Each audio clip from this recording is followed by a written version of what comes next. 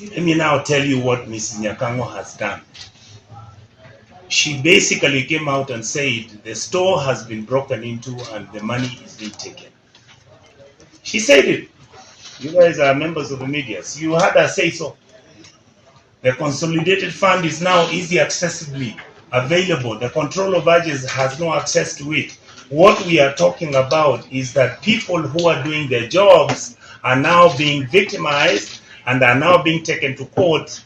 In fact, some of us who are critics of the government are expected to be taken to court. Can they hurry up and come and get some of us quickly?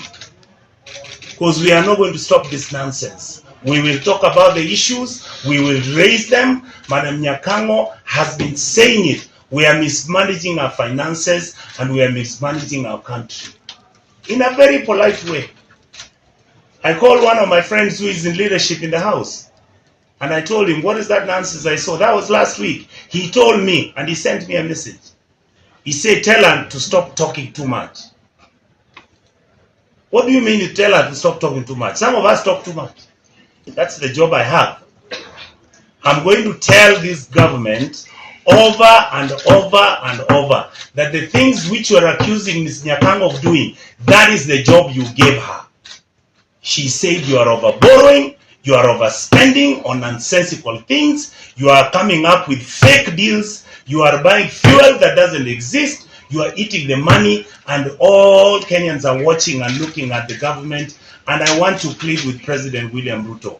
Those who much responsibility has been given, more, much more is expected of it. It started with Fred Matiang'i. The story ended.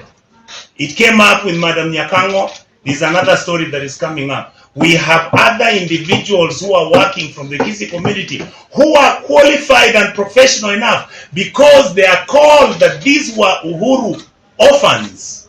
They must be gotten rid of. And we think this persecution has been provoked by the independence of mind that has been exhibited by the control of budget, especially our remarks at the National Dialogue Committee sittings, where she condemned the enhanced taxation measures by the current regime, including the housing levy.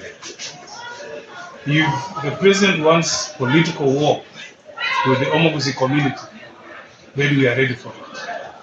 And we want to warn the president that enough is enough for the Gusii community. This is perhaps the only high-ranking position that we have as the Gusii community. We don't have any PS, so we don't understand why it's taken.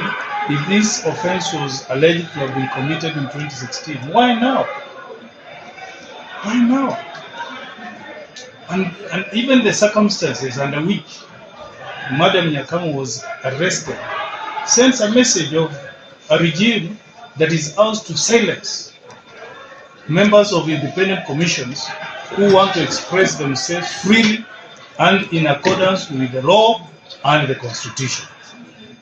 And we condemn these coward acts by the executive, and we appeal to Kenyans of goodwill to join us in resisting this primitive persecution.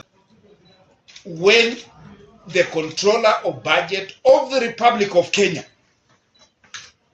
is arraigned, when we know that government disbursements to various government agencies, including the bursary money, has not been processed and released.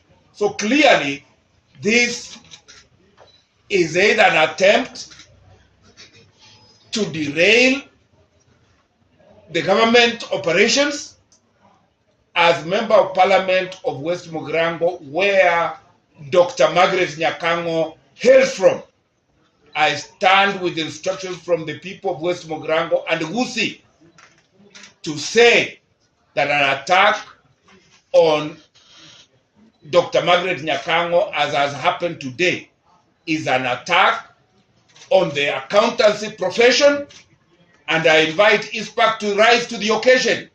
It is an attack on women professionals of this republic, and I invite women of this republic to stand and deal with this.